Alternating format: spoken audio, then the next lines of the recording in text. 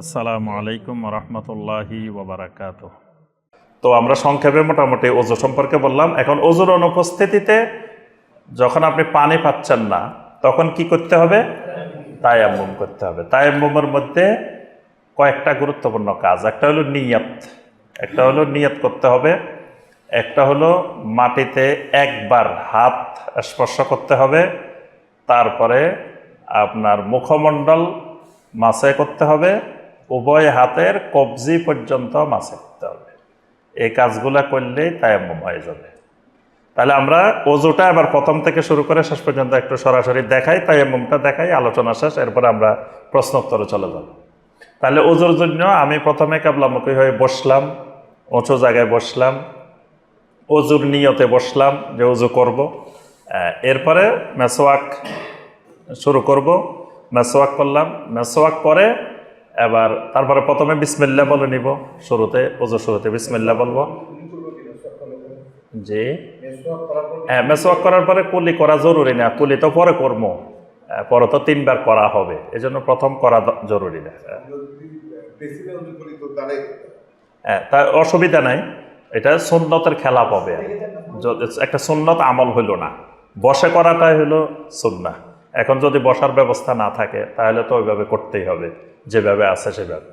আচ্ছা, তো এখন তাহলে আমরা বিসমিল্লাহ বললাম, মেসওয়াক করলাম, এবার প্রথম 2 হাত কবজি পর্যন্ত ধুয়ে নিলাম।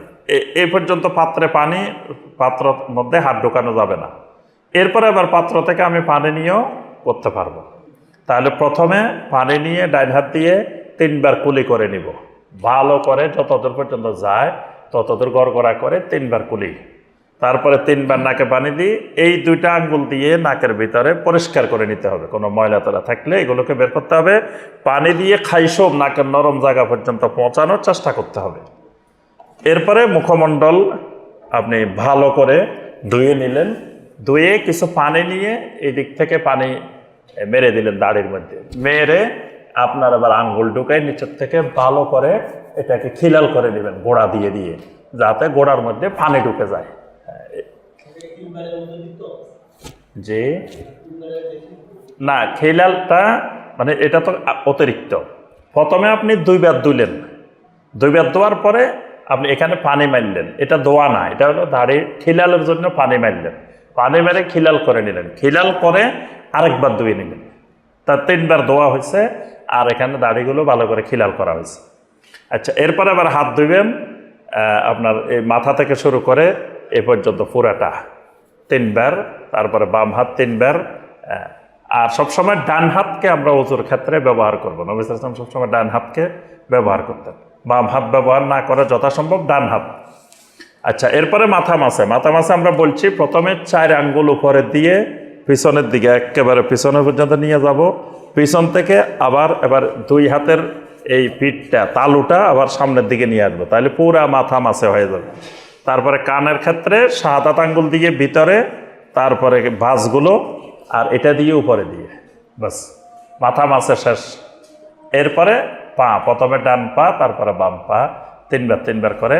আর এই আঙ্গুলটা দিয়ে মানে কনিষ্ঠ আঙ্গুল দিয়ে, বাম হাতের কনিষ্ঠ আঙ্গুল দিয়ে পায়ের আঙ্গুলগুলোকে খিলাল করে দিব। ডান দিক থেকে শুরু করব, বাম দিকে শেষ করব। প্রথম ডান দিকে শুরু হবে খিলালটা, বাম দিকে শেষ হবে। জি জি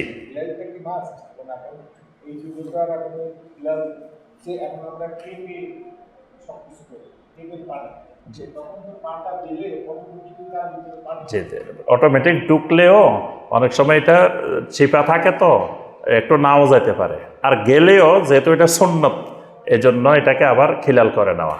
জি, তো এইভাবে ওযু শেষ হলো। এরপরে আবার আমরা ওই জিকিরটা করে নিলাম, আলহামদুলিল্লাহ, এর মাধ্যমে ওযু শেষ। আর তায়াম্মুমটা কেমনে করব?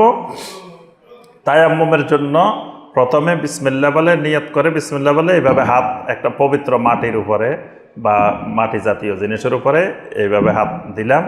দেওয়ার পরে যদি বেশি বালু বা বেশি কঙ্কর বা এই জাতীয় কিছু লেগে যায় তাহলে একটু এইভাবে ঝেড়ে নিব, এইভাবে আবার মুছে ফেলবো না, মানে এইভাবে করে একটু ঝেড়ে নিলাম, যে যাতে কঙ্কর টঙ্কর থাকলে এগুলো পড়ে যায়। এরপরে এই মানে বালু বা ধুলা বা যেটা লাগলো এটা সহকারে মুখমণ্ডলটা ভালো করে বাছা করে দেব। আর আরেকবার হাত দেওয়া লাগবে না। জমহুরদের অভিমত হলো হাত একবার, আরেকবার হাত দেওয়া দরকার। কারো কারো মতে দুইবার, কিন্তু জমহুরদের অভিমত হলো একবার। তারপরে কারো কারো মতে হাত এই পর্যন্ত, কিন্তু এই পর্যন্ত না, জমহুরদের মত হলো এই পর্যন্ত। প্রথমে ডাইন হাতের উপরে, তারপরে বাম হাতের উপরে, বাস কবজি পর্যন্ত। হ্যাঁ, কবজি পর্যন্ত এভাবে করলে বাস তায়াম্মুম শেষ। হ্যাঁ জি, না এখানে আর খিলাল বা অন্যান্য কিছু জরুরি না। এখানে আর কুলি নাকে পানি এগুলো নাই, মুখ খালি উপরে দিয়ে মাছে করে দেবেন, কারণ বালু দিয়ে কুলি করবেন কেমনে, এখানে আর কুলি করা সম্ভব না। তো এই হলো মোটামুটি তায়াম্মুম। এখন হলো পানিও পাইতেছেন না, তায়াম্মুম করার মাটিও পাইতেছেন না, কিছুই পাইতেছেন না। হ্যাঁ, ধরেন কিছুই পাইতেছেন না, কিন্তু সলাতের ওয়াক্ত চলে যাচ্ছে।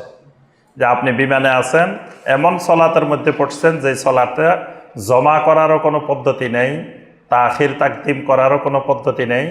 এখন আপনি কি করবেন? তখন শরীরের মাসালা হলো আপনি অজু তায়াম্মুম ছাড়াই অন্তরে আপনি পবিত্রতার নিয়ত করবেন, মানে অজু বা তায়াম্মুমের পবিত্রতার নিয়ত করবেন। এই নিয়তটাই আপনার পবিত্রতা হয়ে যাবে।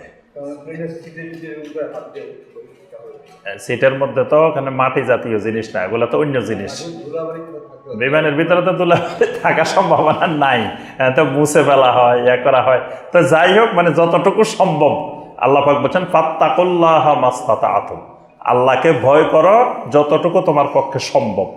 আর বান্দাকে সাধ্যের বাইরে আল্লাহ কিছু করে না। তখন আপনি এই নিয়তেই, পবিত্রতার নিয়তে সালাত আদায় করে ফেলবেন। যদি বর্তমানে এরকম লাগে না, তবে বিশেষ বিশেষ মুহূর্তে লাগে।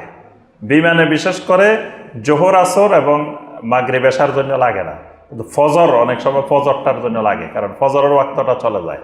তো এরকম যদি হয়, আগে যদি জানতে পারে, বুঝতে পারে যে ফজর চলে যাবে, তাহলে তায়াম্মুমের মাটি নিয়ে নেওয়াটাই উত্তম। আর এমনি আমি দেখছি যে হজের সময় বা হজের সময় বিমানের মধ্যে উনারাই রাখে তায়াম্মুমের বড় একটা ইয়া রাখে, তারাই ডাকে ডাকে বলে যে এখানে তায়াম্মুম করেন, এখানে তায়াম্মুম করেন। আমি জি নর্মাল টাইমে থাকে, জি হ্যাঁ, ওরা রাখেই, ওরা জানে যে অনেকে নামাজ পড়বে, এই জন্য ওরা রাখে।